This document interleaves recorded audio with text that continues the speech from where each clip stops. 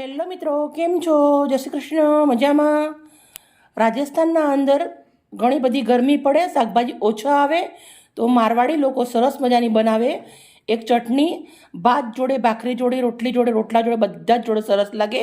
તો આજે આપણે બનાવવાની છે મારવાડી ચટણી, એકદમ પંજાબી શાકને બી ટક્કર મારે એવી. તો મેં લીલા ધાણા લીધા છે, થોડા 3 ટામેટાં લીધા છે, 2 ડુંગળી લીધી છે, 5-7 ગાંઠ લસણ લેવાનું છે, 1 લીલું મરચું લેવાનું છે. પણ આ બધું સમારી અને કમ્પ્લીટ કરી અને તમને લસણ ફોલી, ડુંગળી સમારી, ટામેટાં સમારી, ધાણા સમારી અને અગાડી બતાવું છું. માત્ર ખાલી 3-4 મિનિટના અંદર વિડીયો આપણો રેડી થઈ જશે. ઓકે મિત્રો, આ બધું કટિંગ કર્યા પછી મળીએ. મેં સરસ મજાના ટામેટાં સમારી દીધા, નાના એકદમ નાના ડુંગળી, 1 લીલું મરચું નાનું, ધાણા અને લસણ ફોલી લીધું છે. લસણને આપણે વાટી લેવાનું છે. આપણે એક ખાંડણી લેવાની છે, 1 ચમચી જીરું નાખું છું, પછી 1 ચમચી મીઠું નાખું છું અને આપણે સૌથી પહેલાં જીરાને કૂટવાનું છે. જીરું આપણું થોડું વંટાઈ જાય એટલે પછી આપણે અંદર લસણ નાખી દેવાનું છે. લસણને પણ સરસ મજાનું મીઠા અને જીરાના અંદર વાટી લેવાનું છે. તમે મોટો ખલ હોય તમે એમાં વાટી શકો છો. મારા જો પથ્થરના બી ખલ છે, અલગ પણ બધા આવી રીતના ઊભા જ છે, એટલે એલિમેન્ટના અંદર સરસ મજાનું આપણે વર્ષોથી ખાંડતા હોઈએ એટલે એમાં મજા આવે. તો આપણે આના અંદર ખલમાં વાટી લઈએ છીએ. મિત્રો, તમે જોઈ શકો છો મેં લસણ આવી રીતના દરદરું વાટી લેવાનું છે, બહુ ઝીણું નથી કરી દેવાનું. અને હવે અંદર અડધી વાટકી એટલું મરચું નાખવાનું છે. તો મરચું નાખી દઉં છું. મરચું નાખ્યા પછી આપણે લસણને સરસ મજાનું આવી રીતે એકદમ કૂટી અને મરચાંના અંદર રસ કરી દેવાનું છે મસ્ત મજાનું. આપણે જે વઘાર કરવાનો છે એ બી બહુ મસ્ત મજાનો કરવાનો છે. સરસ મજાનો ટામેટાં, ડુંગળી બધું શેકીને બનાવવાનું છે. એકદમ મારવાડી લોકો ખાવાના બહુ શોખીન હોય, પણ એકદમ શાકની જરૂર જ ના પડે. એ લોકોને એટલી મજા આવે ખાવાની. તો હું તમને પૂરો વિડીયો આજે શેર કરું છું. સારો લાગે તો પ્લીઝ મને એક લાઇક કરજો. અને આ ચટણી બનાવીને તમે 2 દિવસ સુધી ખાઈ શકો છો. અને ડુંગળી તમારે ના નાખવી હોય તો તમે અઠવાડિયા સુધી ખાઈ શકો છો.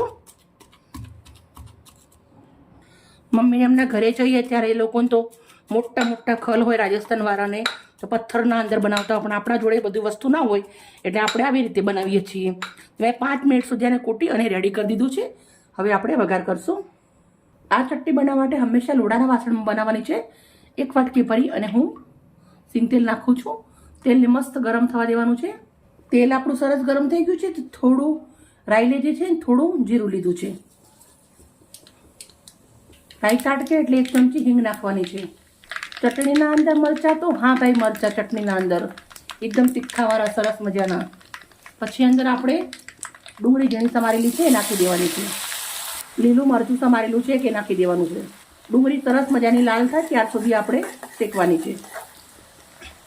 ડુંગળી આપણી સરસ મજાની તેલના અંદર શેકાઈ ગઈ છે. તો હવે જે ટામેટાં છે આપણા એ નાખી દેવાના છે. ટામેટાં મસ્ત મજાના શેકવાના છે, પણ એના પહેલાં આપણે અંદર 1 ચમચી મીઠું નાખી દઉં છું, અડધી ચમચી હળદર નાખી દઉં છું. હવે આપણે ટામેટાને સરસ મજાના હળદર મીઠું નાખ્યા પછી મસ્ત મજાના શેકી લેવાના છે. ટામેટાં આપણા સરસ મજાના શેકાઈ ગયા છે, મસ્ત મજાના. તો હવે આપણે જે ચટણી વાટી રાખી છે એ નાખી દેવાની છે. વાટકીમાં પાડી લીધી છે એ નાખી દઉં છું. સાથે આપણે લીલા દાણા નાખી દેવાના છે.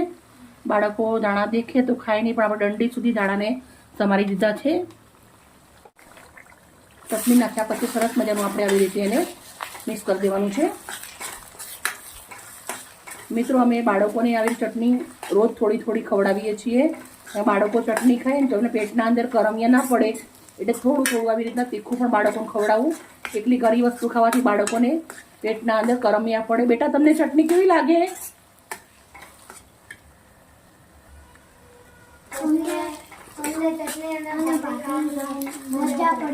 ચટણી ભાખરી ખાવાની મજા પડી જાય. જો અમારા છોકરા ચટણી અને ભાખરી ખાવાની મજા પડી જાય છે એમને. આપણે સરસ મજાની ચટણી બની અને રેડી થઈ ગઈ છે. તો હું ભાખરી જોડે સર્વ કરી, બાળકોને ભાખરી જોડે સરસ લાગે એટલે. તો આપણે 1 મિનિટ જેવો હજી આપણે એને શેકી લેવાની છે. તમે જોઈ શકો છો બહુ જ મસ્ત મજાની આપણી ચટણી રેડી થઈ ગઈ છે, મારવાડી ચટણી. પણ હવે આપણે ફ્રેશ ધાણા જીરું આવે એ કૂટેલું છે મારા જોડે, તો 1 ચમચી હું નાખી દઉં છું. મિક્સ કરી દઈશું અને આપણે ગેસને બંધ કરી દઈશું. હવે આપણે ચટણી અને ભાખરી સર્વ કરશું.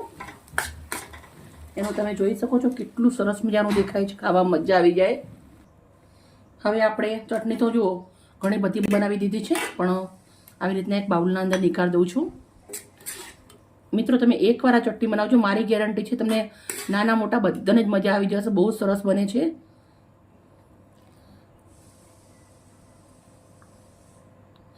લાલ મરચાંની ચટણી છે તો લાલ મરચું તો હોવું જોઈએ ને ભાઈ.